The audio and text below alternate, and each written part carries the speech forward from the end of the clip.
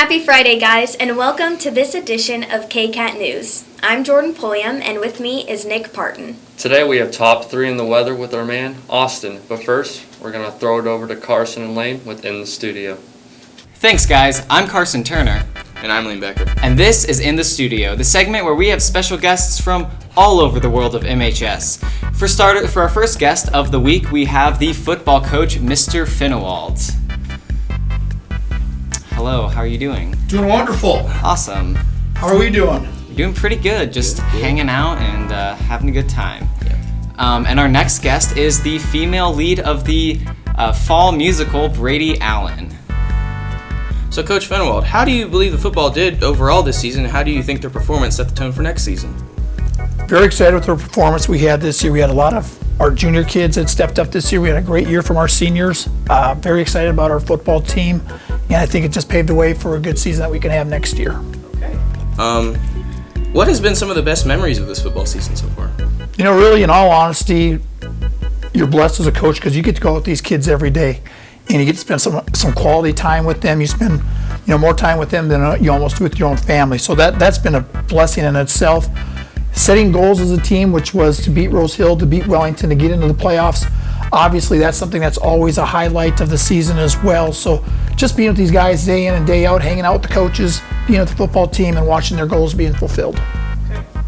Well, it looks like with the new leadership skills, it allowed the team to travel far this season, and with the lineup for next year, it seems the team is going to travel even farther. And for Bradi, as the group gets closer to the show night, how has the atmosphere, as far as preparation for the musical, how has that changed? Like, how do you think that this show in specific is going to differ from preparation for the past years? Well, this show has a lot of underclassmen that are in parts. A lot of the times you have a lot of experienced people, so the atmosphere gets kind of stressful when it gets closer to the show. But when it comes down to it, even if we snap at each other, it's the kind of atmosphere and the kind of people that we can all laugh about it later. So even though we're all really stressed as it gets closer, everything starts coming together more towards the end and we get less and less cranky. So. And then with a show like Urinetown, are you excited to see like an audience reaction to this? Because from what we understand, it's more of like a PG-13, a more mature adult-themed show than previous installments of musicals. How do you think the audience is going to react to that?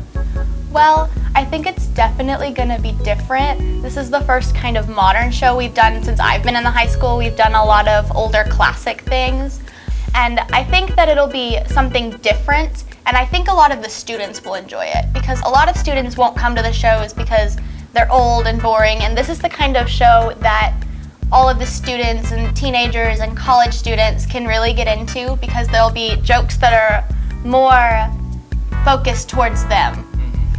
So it caters to every student. So that is one reason why you should go see it. And for everyone who is interested in coming to support the fall musical Urinetown, which I highly recommend, tickets are going to be on sale this week during lunch. The tickets are $3 for students and children, and they are $5 for adults. The show nights are going to be November 19th, 20th, and 21st at 7 p.m., and we'll hope to see you there. We're going to have our guests play a fun little game.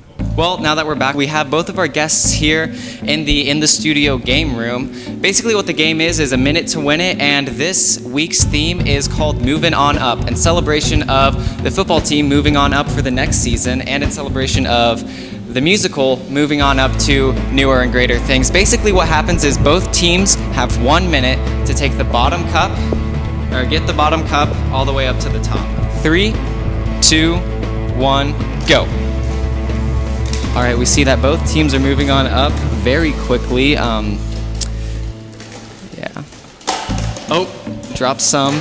That's all right. Oh my gosh, it's getting pretty heated here in the studio. Is everyone getting this? All right. Everybody's dropping a little bit of something here. Yeah, but we're moving on up. And it looks like Fennewald has taken the cake for this round with 39 seconds to spare. And that is all the time we have for this week. Tune in not next week, but the week after for some more In the Studio.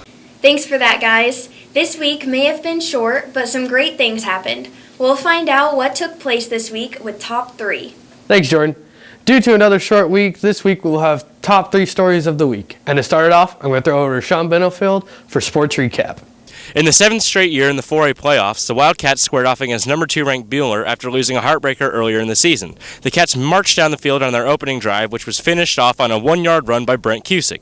After the ensuing onside kick, the Cats quickly added 7 more points to jump out to a quick 14-0 lead.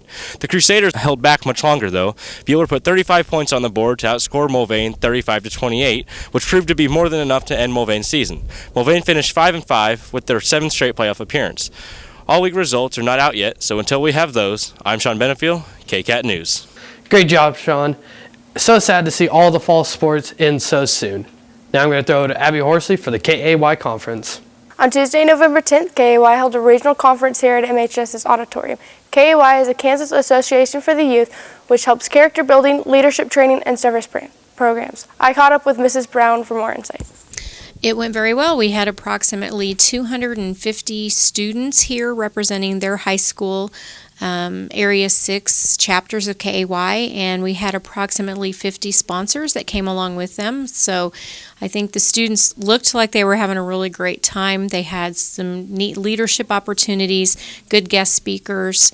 There was a lot of energy and positive stuff happening. We're definitely looking forward for more events from the KAY. That's all for me, Abby Horsley, KCAT News.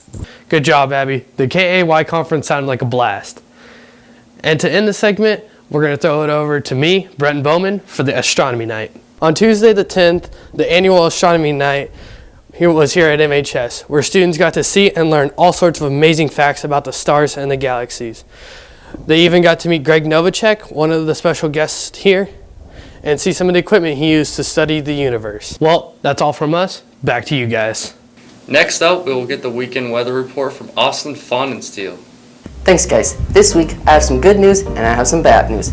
Bad news. Due to this crazy week, we will not have Hey Austin. Good news, we will still have a normal forecast, and Hey Austin will return next week. Without further ado, here is this week's Wildcat weather forecast. Last week started off mild, but turned much cooler. Seasonably temperatures are expected today and for the next couple of days. Even cooler air is expected next week. This cool weather was caused by a cold front that moved through the Kansas area Wednesday afternoon.